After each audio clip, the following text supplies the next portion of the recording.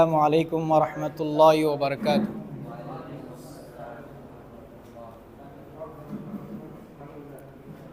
ان الحمد للہ نحمده ونستعینه ونستغفره ونعوذ باللہ من شرور انفسنا ومن سیئات اعمالنا من يهده الله فلا مضل له ومن يضلل فلا هادي له وأشهد أن لا إله إلا الله وأشهد أن محمدًا عبده ورسوله أرسل بالحق بشيرا ونذيرا أعوذ بالله من الشيطان الرجيم بسم الله الرحمن الرحيم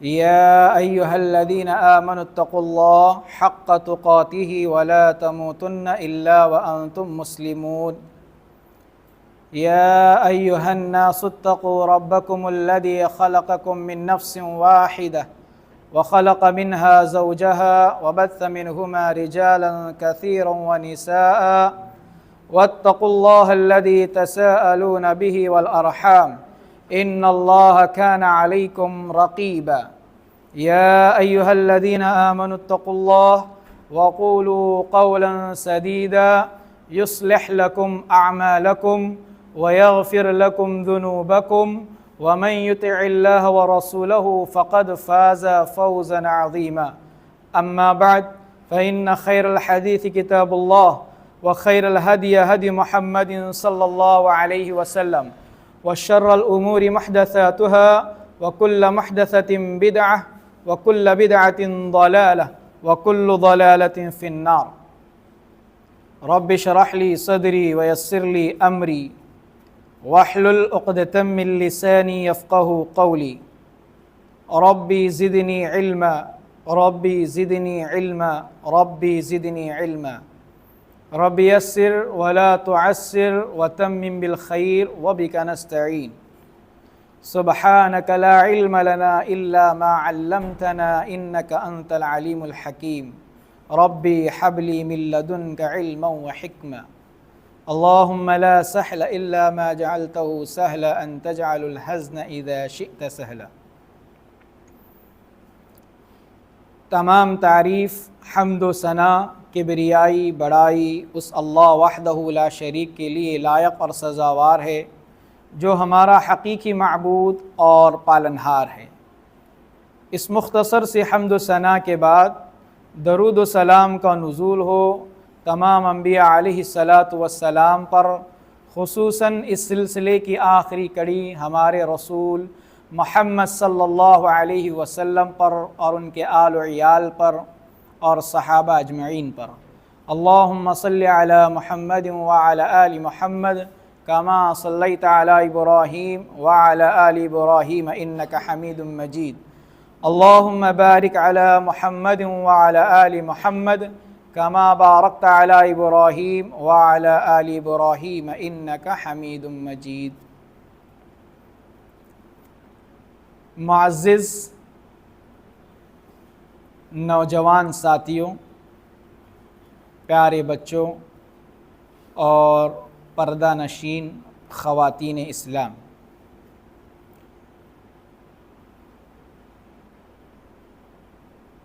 انشاءاللہ آج ہم حقوق العباد میں والدین کے حق پر بات کریں گے۔ اگر موقع رہا انشاءاللہ پھر کبھی دوسروں کے حقوق پر بھی گفتگو ہوگی۔ اللہ تبارک و تعالی ہمیں ان باتوں پر عمل کرنے والا بنائے۔ دیکھیے،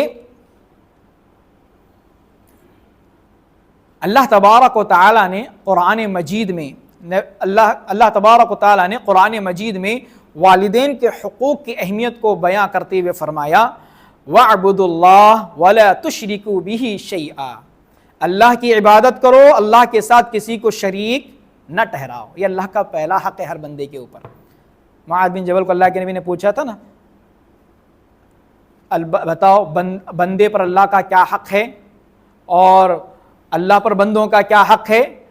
تو اللہ کے نبی نے بتایا تھا بندوں پر اللہ کا حق یہ ہے کہ وہ اللہ کی عبادت کریں، اللہ کے ساتھ کسی کو شریک نہ کریں، اور اللہ پر بندوں کا حق یہ ہے کہ جب وہ شریک نہیں کرتے ہیں تو اللہ تعالیٰ ان کو جنت میں داخل کرے، جہنم سے ان کو بچا لے۔ تو اللہ کا سب سے پہلا حق اللہ کی عبادت کی جائے، اس کے ساتھ شریک نہ کیا جائے کسی کو۔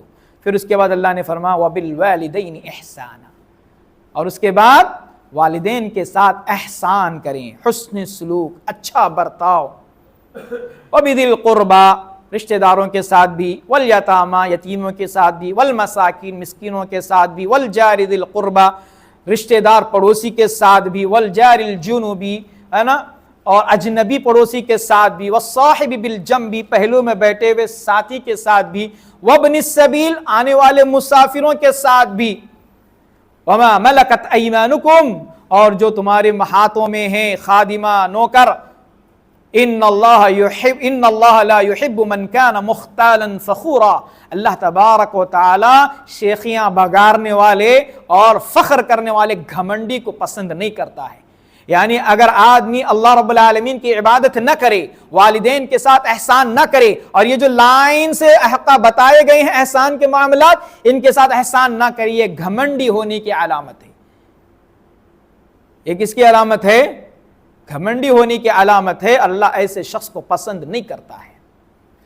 اور یہ وہ احکامات ہیں، شرک سے بچنا، اور والدین کے ساتھ حسن سلوک، رشتہ داروں کے ساتھ حسن سلوک، یتیم، مسکین، پڑوسی، ان تمام کے ساتھ حسن سلوک، یہ ہم سے پہلی امتوں کو بھی فرض تھا، ہم سے پہلے انبیاء علیہ السلام کو بھی احکام دیے گئے تھے۔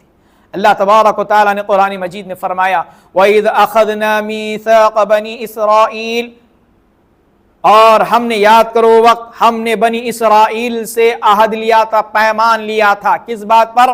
لا تعبدون الا اللہ، کہ وہ اللہ کے علاوہ کسی کی عبادت نہیں کریں گے، وبالوالدین احسانا، والدین کے ساتھ احسان کریں گے، وذی القربى والیتامى والمساکین، یتیموں کے ساتھ، مسکینوں کے ساتھ احسان کریں گے، وقولوا للناس حسنا، اور لوگوں کے ساتھ اچھی باتیں کریں گے، بھلی باتیں کریں گے، واقیموا الصلاۃ وآتوا الزکاۃ، نماز قائم کریں گے، زکات دیں گے۔ یہ وہ باتیں ہیں جو سابق انبیاء علیہ السلام کو اور ان کی امتوں کو بھی اللہ تبارک و تعالیٰ نے دیے تھے، فرض کیے تھے، اور یہ ہم پر بھی فرض ہیں۔ یعنی اللہ کے حق کے بعد سب سے بڑا حق کس کا؟ بتائیے کس کا؟ والدین کا حق ہے، امی کا، ابو کا، ٹھیک ہے؟ اور والدین کے ساتھ احسان کا حکم ہے۔ احسان کیا ہے؟ اللہ نے اس بات سمجھائی ہے۔ قرآن مجید میں ایک آیت کلیمہ ہے جس میں اللہ تبارک و تعالیٰ نے والدین کے ساتھ احسان کسے کہتے ہیں، اچھا سلوک، اچھا برتاؤ کسے کہتے ہیں، اللہ تبارک و تعالیٰ نے وہ بات سمجھائی ہے۔ آج یہ بات اگر آپ کو سمجھ میں آ گئی نا، آپ کبھی اپنے والدین کے نافرمان نہیں بنیں گے۔ سمجھنا چاہتے ہیں؟ نوجوانوں کی آوازش نہیں آ رہی، نہیں آ رہی آواز ابھی بھی؟ والدین کا حق سب سے بڑا حق، اور والدین کے ساتھ احسان کرنا ہے۔ اور احسان کیسے کرنا اللہ تبارک و تعالیٰ نے قرآن مجید میں سکھایا ہے۔ آپ نے سنا بھی ہوگا اس سے پہلے، اللہ نے فرمایا، سورۃ الاسراء کی آیت ہے، آیت نمبر 23، جا کے پڑھ لینا، وَقَضَى رَبُّكَ أَلَّا تَعْبُدُوا إِلَّا إِيَّاهُ، تیرے رب نے یہ فیصلہ کیا ہے۔ اللہ جب کسی چیز کا فیصلہ کرتا ہے نا، اس میں اختیار نہیں رہ جاتا، چاہے تو کریں گے، چاہے تو چھوڑیں گے، ایسا نہیں ہے اس کے اندر۔ فیصلہ کیا نا اللہ نے، وہ کسی بھی حال میں آپ کو کرنا ہی ہے، نہیں چھوڑ سکتے آپ۔ اللہ کہتا وَقَضَى رَبُّكَ، تیرے رب نے فیصلہ کیا ہے، أَلَّا تَعْبُدُوا إِلَّا إِيَّاهُ، کہ عبادت صرف اللہ کی ہوگی، وَبِالْوَالِدَيْنِ إِحْسَانًا، اور والدین کے ساتھ کیا ہوگا؟ بولو جی، احسان ہوگا، حسن سلوک ہوگا، بہترین سلوک ہوگا، اچھا برتاؤ ہوگا۔ اب اللہ سکھا رہا ہے، کیا سکھا رہا ہے؟ اِمَّا يَبْلُغَنَّ عِنْدَكَ الْكِبَرَ أَحَدُهُمَا أَوْ كِلَاهُمَا، جب والدین میں سے دونوں یا دونوں میں سے ایک بڑی عمر کو پہنچیں، ضروری نہیں بڑھاپے کو پہنچے، لاٹھی لے کے گھومنے والے بنے، بڑی عمر سے مراد آپ بالغ ہو گئے، وہ بڑی عمر والے ہو گئے، 35 साल 40 साल 50 साल हो गए, वो बड़ी उम्र है उनकी, बड़ी उम्र वाले हो गए, अधेड़ उम्र के हो गए, बुढ़ापे तक पहुंच गए, दोनों या दोनों में से एक, फकुल फला तकुल लहुमा उफ, फला तकुल लहुमा उफ, उन्हें उफ तक नहीं कहना है, वला तनहरहुमा, उन्हें झिड़की नहीं देनी है, वकुल लहुमा कौलन करीमा, और उनके लिए करीमाना बातें इख्तियार करना है, नर्म लहजा इख्तियार करना है, मोहब्बत भरे अल्फाज इख्तियार करने हैं।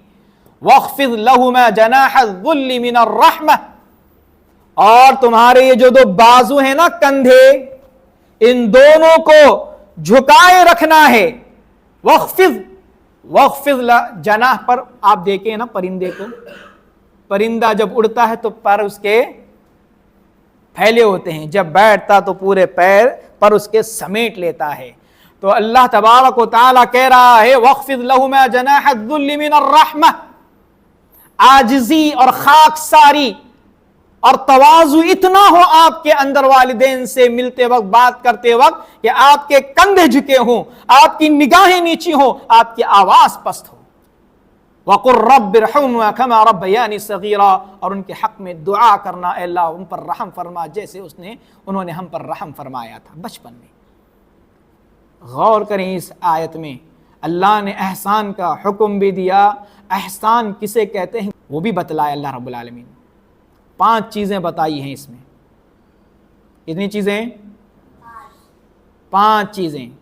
एक, वालिदैन के साथ एहसान ये है कि जब आप उनके सामने खड़े होकर के बात करें तो उन्हें उफ ना कहें। उफ ये हमारे ज़बान से निकलने वाला सबसे छोटा लफ्ज़ है।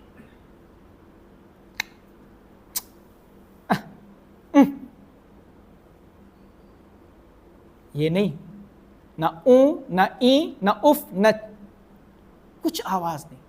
वालिदैन से जब आप गुफ्तगू करें, आपकी लहजा अल्लाह तबारक तआला बता रहा है, उफ नहीं निकलना है आपकी ज़बान से, उफ। बाकी के अल्फाज तो बहुत दूर। अल्लाह ने आगे फरमाया दूसरी चीज़, तनहर वाला तनहर, झिड़की नहीं देना है। अफसोस की बात है, अफसोस की बात है, आज मैं बहुत सारे नौजवानों को जानता हूँ, देखता भी हूँ, आपने भी देखा होगा, वालिदैन के साथ ऐसा नाज़ेबा रवैया अख्तियार करते हैं, देख करके आंखों से आंसू जारी हो जाते हैं।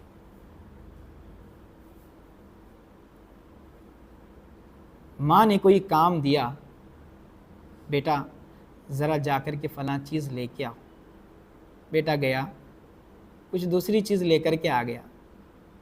अब माँ ने कहा बेटा मैंने ये नहीं मंगाया था, बेटा दूसरा, नहीं मेरे को ये नहीं बोले थे आप। माँ ने आपको बोला हो ना बोला वो दूसरी बात है, लेकिन आपका रिप्लाई करने का ये तरीक़ा सही, मेरे को वो नहीं बोले थे आप। इससे भी ख़तरनाक लहजा होता है बच्चों का, मैं नहीं जाता अभी, आप ही जाओ। बार बार कौन जाएगा? माँ ने चाहे शायद आपको गलत ही बताओ, लेकिन तब भी आपको इस बात की इजाज़त अल्लाह ने नहीं दी है कि आप उनके साथ इस तरह का रवैया अख्तियार करें, उन्हें झिड़कें। कभी कभार तो बच्चे मुंह मोड़ लेते हैं अपने वालिदैन से। अफसोस की बात है, अफसोस की। वालिदैन ने आपको किसी काम का हुक्म दिया, उसको बजा लाइए,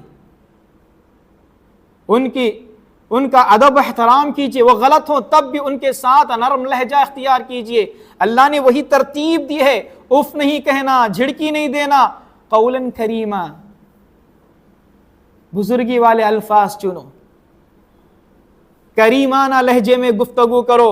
अम्मी शायद मैंने ही गलत सुना होगा, शायद आप बोले होंगे मैंने गलत सुना होगा, मेरी गलती थी, मैं जाके लेके आता हूँ। और वालिदैन को भी ज़रा यहाँ पर रुक कर के जो है ना सोचना चाहिए, बच्चे ने गलती की हो तब भी वो लहजा वो इख्तियार ना करें जो लहजा वो अपने लिए पसंद नहीं करते हैं। प्यार से समझाएं, لیکن وہ پیار سے نہ بھی سمجھائیں تب بھی اولاد کو یہ حق نہیں ہے کہ ان کے ساتھ بدتمیزی کرے. سمجھائیں, امی آپ نے میرے کو یہ بولا تھا, شاید میں نے نہیں سنا, میرے سے غلطی ہو گئی, میں جا کے آتا ہوں. امی میرے کو پڑھنا ہے, میرے سے نہیں ہو رہا ہے, کسی اور کو بھیجو.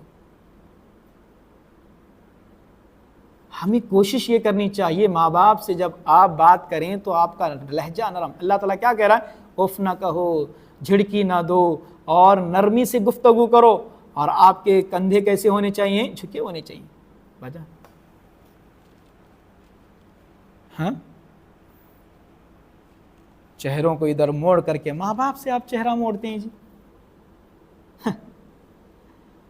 ماں باپ سے چہرہ موڑتا ہے کوئی؟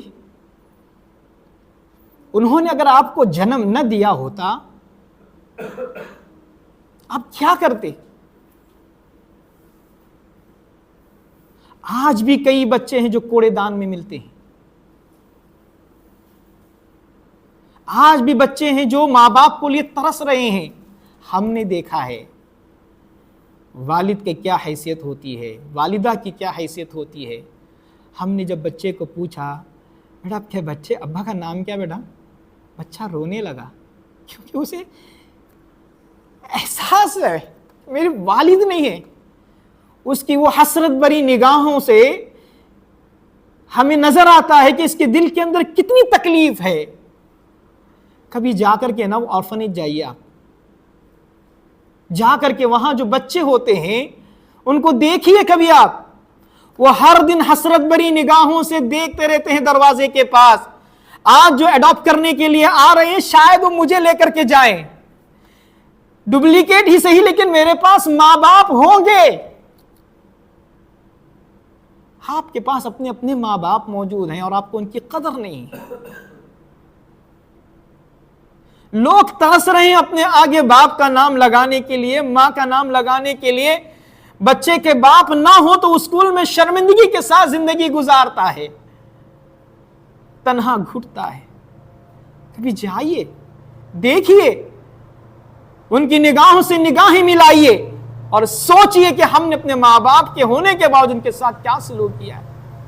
وہ سوچتے ہیں اگر ہم کو اپنے ماں باپ مل جائیں تو ہم جو ہے نا ان کو اپنے پلکوں پر بٹھائیں گے, اور ہمارے پاس ماں باپ موجود ہیں, ہم ان کے ایک چھوٹے چھوٹے کاموں کو کرنے کے لیے بھی آگے پیچھے ہو جاتے ہیں اور جھڑکیوں سے معاملہ طے کرتے ہیں.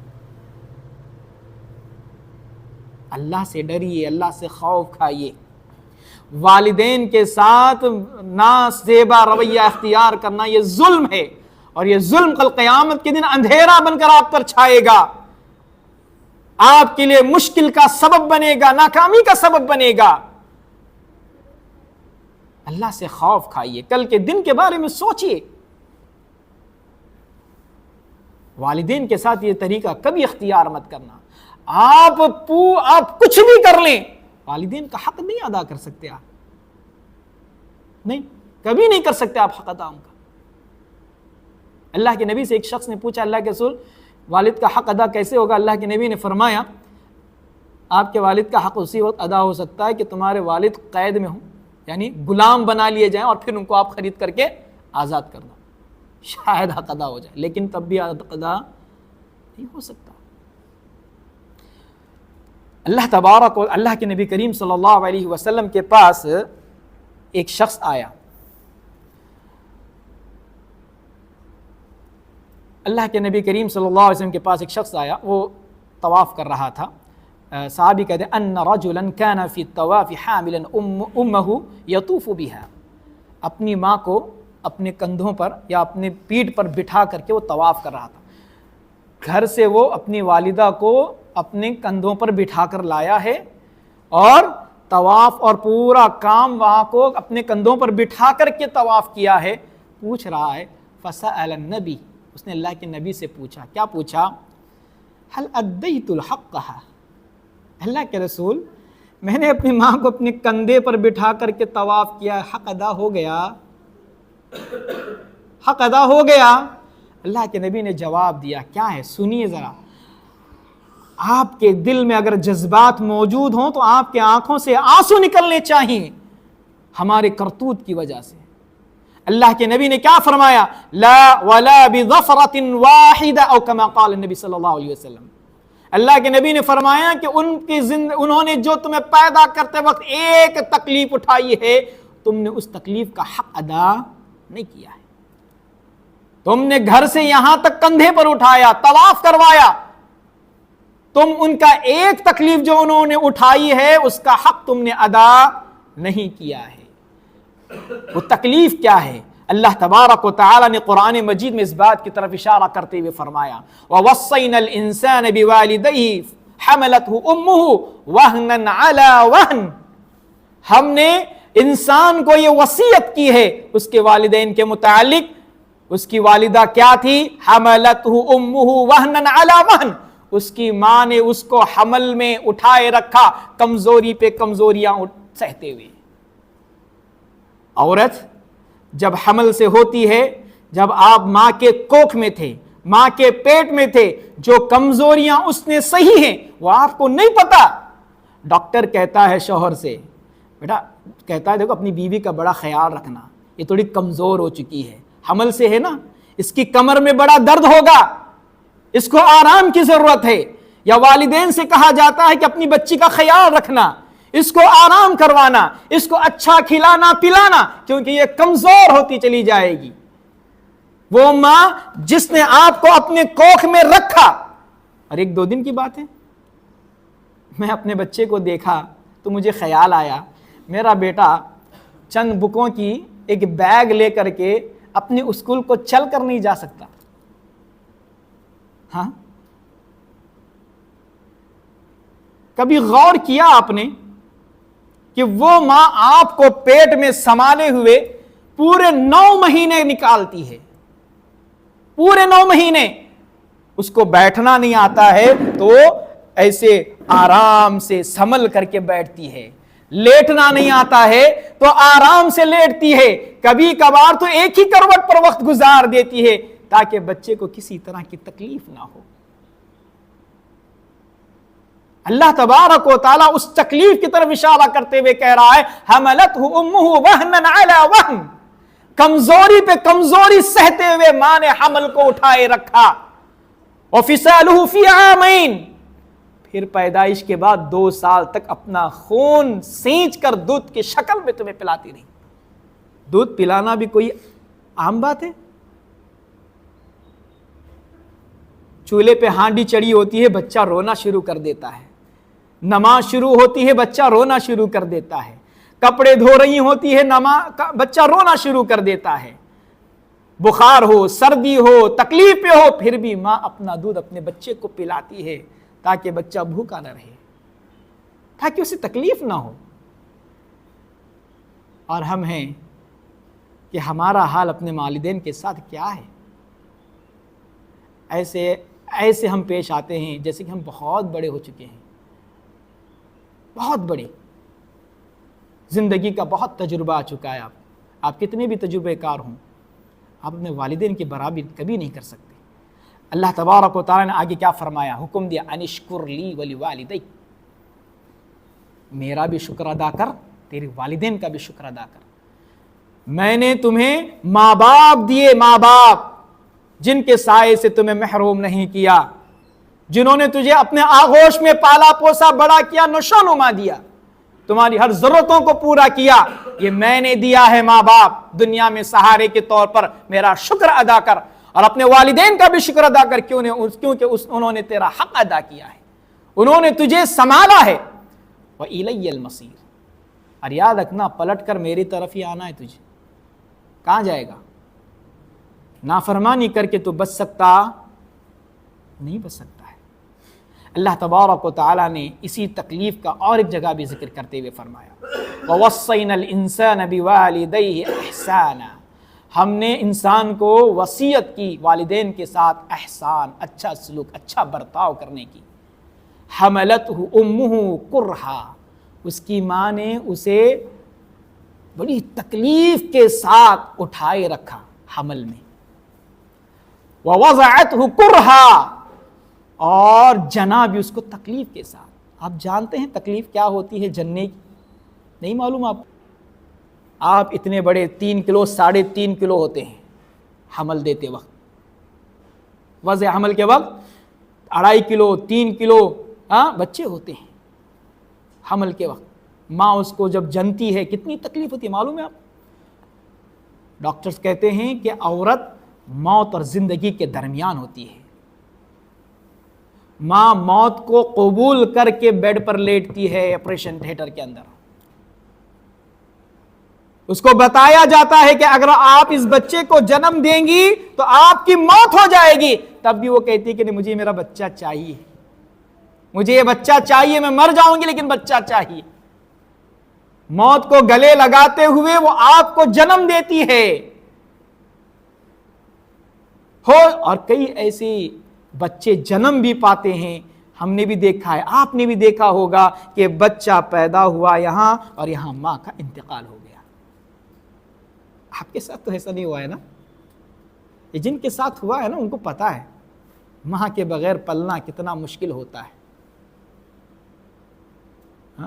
ماں نے جس تکلیف کے ساتھ آپ کو جنم دیا ہے اس تکلیف کا آپ کبھی احساس نہیں کر سکتے۔ اللہ تعالیٰ نے اس تکلیف کی طرف اشارہ کرتے فرمایا حملتہ امہ کرہا، تمہاری ماں نے تمہیں جو ہے نا تکلیف سے حمل میں اٹھائے رکھا، ووضعتہ کرہا، اور تکلیف کے ساتھ انہوں نے تمہیں وضع کیا، حمل ہے نا جنا ہے۔ وحملہ وفصالہ 30 شہرا، 30 مہینے کی یہ مدت رہی ہے۔ کتنے مہینے کی؟ 30 مہینے یہ تکلیف صحیح ہے۔ آپ کو ذرا باہر جا کے لے کے آ بیٹا بولیں گے تو 5 منٹ کی تکلیف نہیں ہو جا کے لانے کے لیے،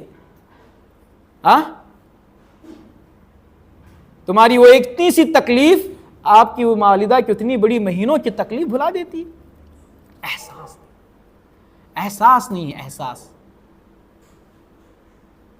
تو معزز سامعین، بتانے کا مقصد یہ ہے، اللہ کے نبی کریم صلی اللہ علیہ وسلم سے پوچھا گیا اللہ کے رسول کیا میں نے حق ادا کیا؟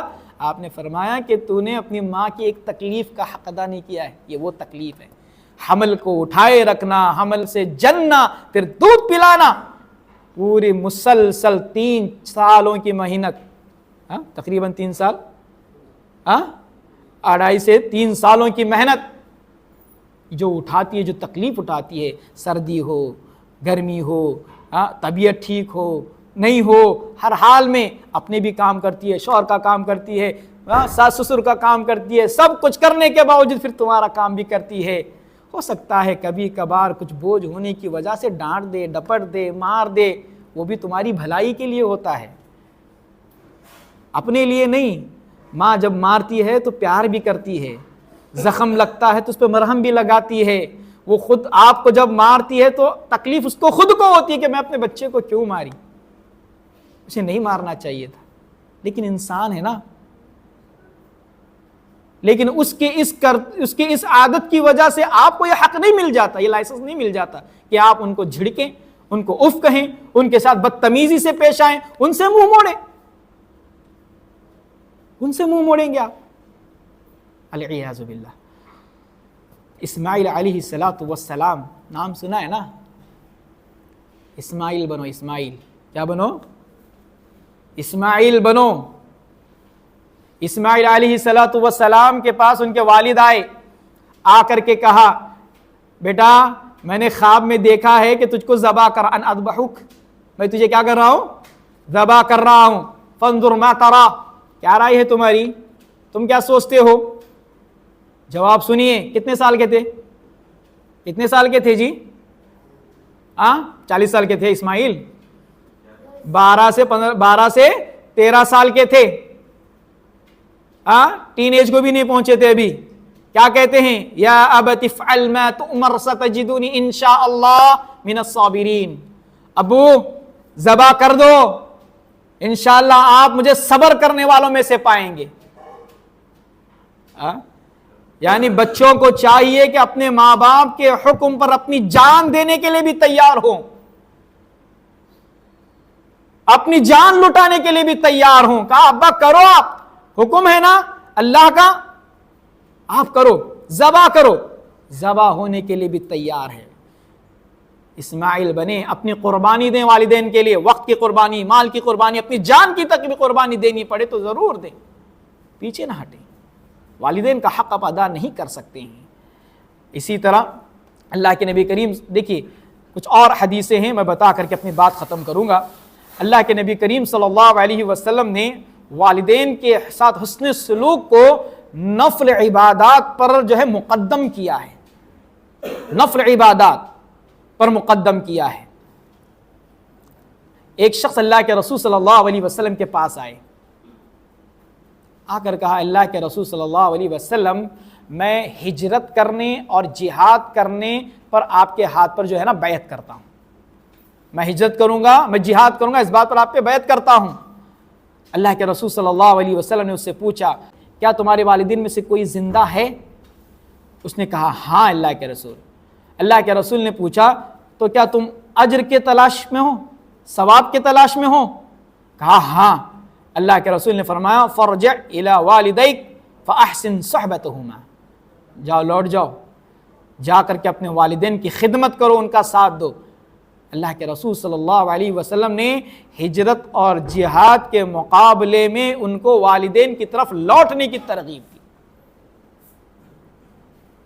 اندازہ لگائیں کہ والدین کی خدمت کتنی اہم ترین ہے، کتنی اہمیت کے حامل ہے۔ اور اسی طرح ایک اور شخص ہیں، وہ کہتے ہیں اللہ کے رسول میں آپ کے پاس آیا ہوں، میں جہاد میں شریک ہونا چاہتا ہوں، میرے والدین اجازت نہیں دے رہے تھے، ان کو روتا چھوڑایا ہوں، ان کو رلاتا چھوڑایا ہوں۔ ہوتا نا کبھی کبھی انسان کو لگتا ہے میں بہت بڑا کام کر کے آیا، میں ماں باپ کو چھوڑ کے آیا ہوں روتا ہوا، گویا کہ ایسے پریزنٹ کر رہے تھے۔ اللہ کے نبی کریم صلی اللہ علیہ وسلم نے فرمایا ارجع الیہما، جاؤ واپس ان کی طرف، فاضحکہما کما ابکیتہما، ان کو ویسے ہی ہنساؤ جیسے ان کو تم نے رلایا تھا۔ یعنی رلانا تمہارا، جس طرح تم نے ان کو رلایا تھا اس طرح تم ان کو ہنساؤ اور ان کو راضی کر لو۔ اللہ کے رسول صلی اللہ علیہ وسلم نے جہاد کے مقابلے میں والدین کی ہنسی کو جو ہے نا مقدم رکھا۔ اسی طرح ایک اور روایت ہے، ابو سعید الخدری رضی اللہ تعالیٰ عنہ کہتے ہیں اللہ کے رسول صلی اللہ علیہ وسلم کے زمانے کی بات ہے کہ ایک شخص یمن سے آیا، اللہ کے نبی کریم صلی اللہ علیہ وسلم سے اجازت مانگی، اللہ کے رسول صلی اللہ علیہ وسلم مجھے جہاد کی اجازت دیجئے۔ آپ نے پوچھا ماں باپ ہیں؟ انہوں نے کہا ہاں ماں باپ ہیں۔ آپ صلی اللہ علیہ وسلم نے پوچھا کیا انہوں نے اجازت دی ہے جہاد میں شریک ہونے کی؟ کہا کہ نہیں ملی اجازت، چھوڑ آیا ان کو ایسے ہی۔ آپ صلی اللہ علیہ وسلم نے کہا واپس جاؤ، ان کی اجازت لو، اگر وہ اجازت دیں تو ٹھیک، ورنہ ان کی خدمت کرو، فَفِيهُمَا فَجَاهِدْ، ان کی خدمت میں ہی تمہارے لیے جہاد ہے۔ یعنی والدین ہمارے خدمت کے مستحق ہوں تو ہمارے لیے ضروری ہے کہ ہم پہلے ان کی خدمت کریں، پھر اس کے بعد ہجرت کا اور جہاد کا معاملہ آتا ہے نا۔ فرض ایک جہاد ہوتا ہے فرض کفایہ، جس میں ہر کسی کو فرض عین جس میں داخل ہو آنا بہت ضروری، سب کے لیے لازم ہوتا ہے۔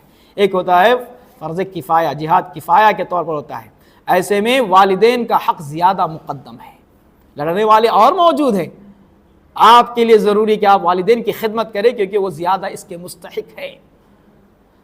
تو ان تمام روایات سے بات معلوم ہوتی ہے کہ والدین کا حق اولاد پر زائد جو عبادات ہیں ان پر کیا ہے؟ مقدم ہے۔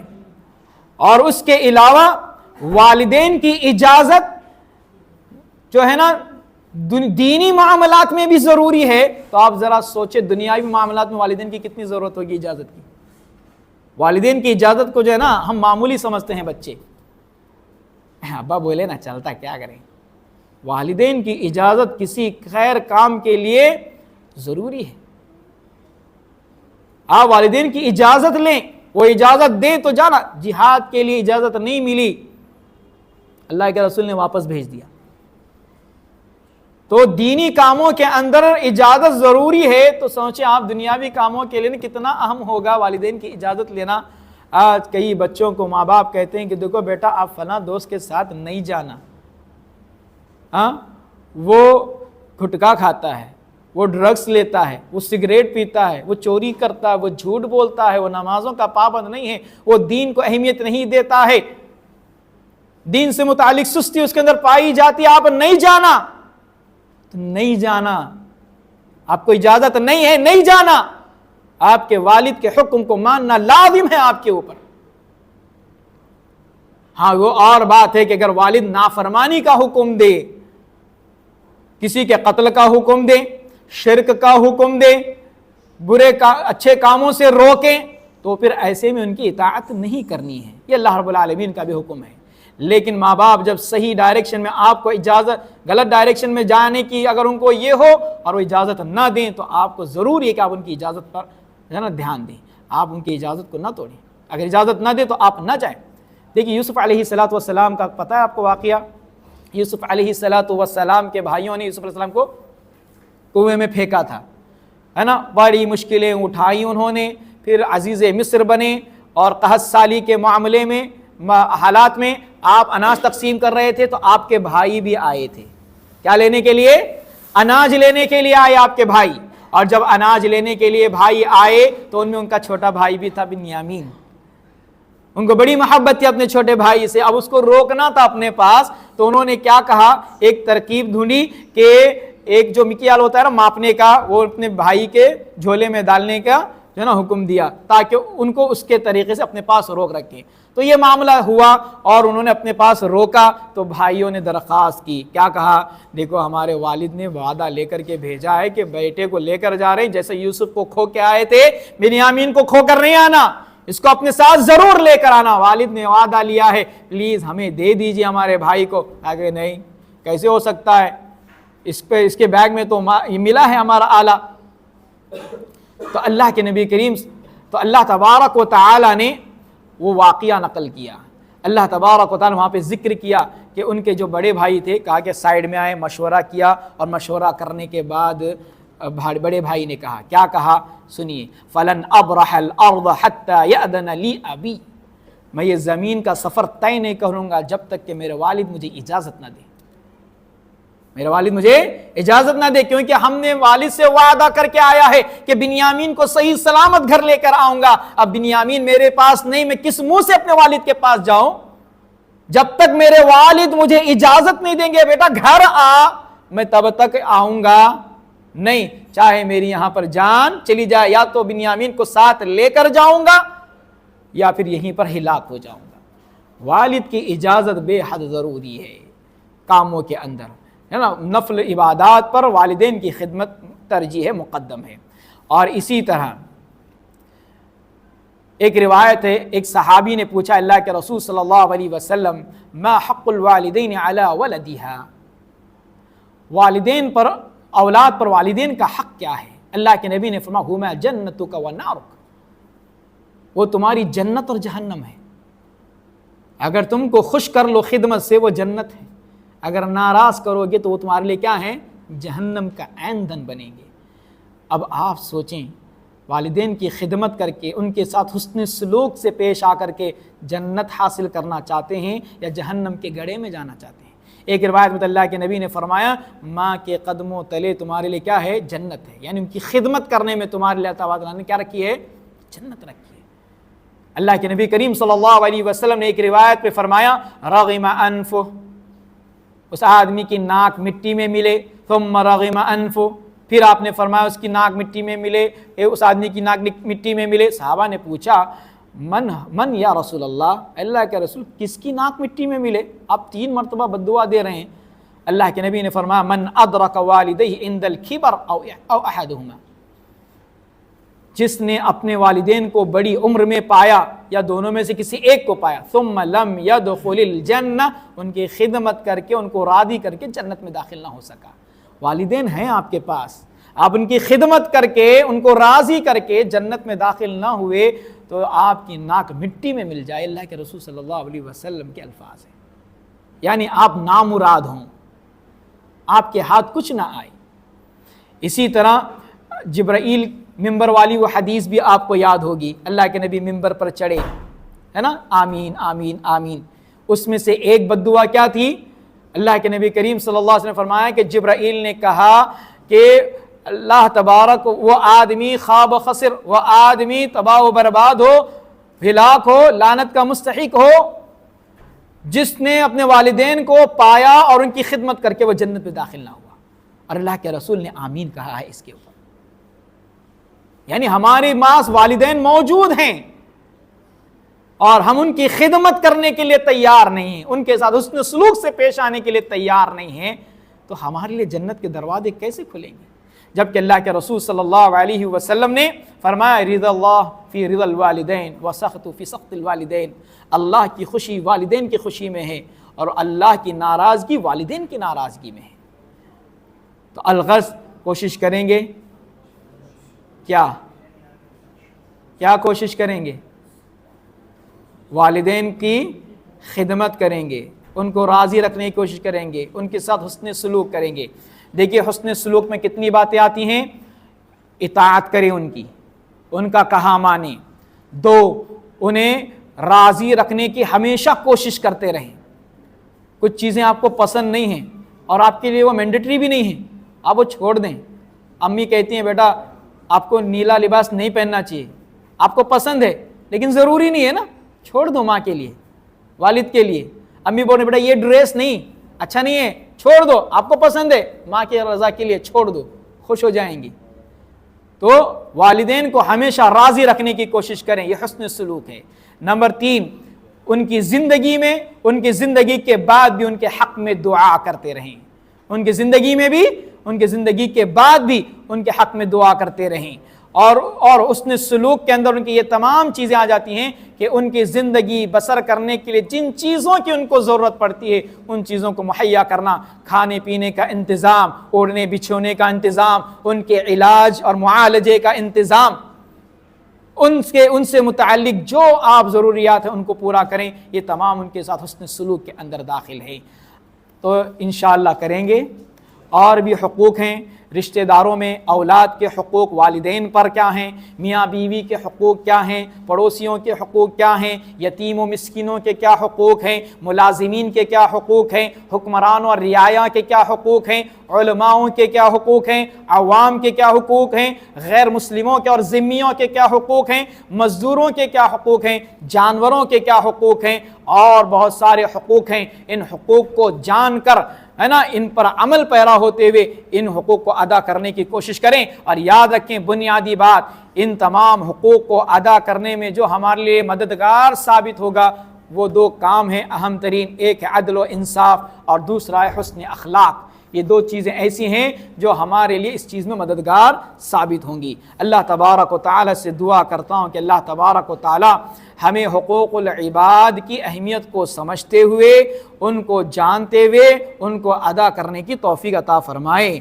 اللہ ہر طرح کی مشکلوں کو آسان کرے۔ اللہ تبارک و تعالی ہمیں اپنے والدین کا مطیع و فرما بردار بنائے۔ اللہ رب العالمین ہمارے والدین اگر زندہ ہیں تو انہیں اللہ رب العالمین ہدایت پر رکھے، ایمان پر رکھے، اور موت آئے تو حالت ایمان اور اسلام پر آئے، اور اگر دنیا سے چلے گئے اللہ تبارک و تعالی ان کو کروٹ کروٹ جنتیں عطا کرے، انہیں اللہ تبارک و تعالی عذاب جہنم سے اور عذاب قبر سے محفوظ رکھے۔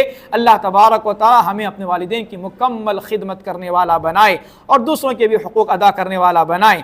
اور اللہ تبارک و تعالی ہمیں حقوق اللہ اور حقوق العباد ان دونوں کے درمیان توازن کرنے والا بنائے۔ آمین وآخر دعوانا الحمدللہ رب العالمین معانی البلاغ المبین سبحانک اللہم بحمدک اشہد ان لا الہ الا انت استغفرک واتوب الیک۔ استغفر اللہ لی ولکم ولسائر المسلمین من کل ذنب۔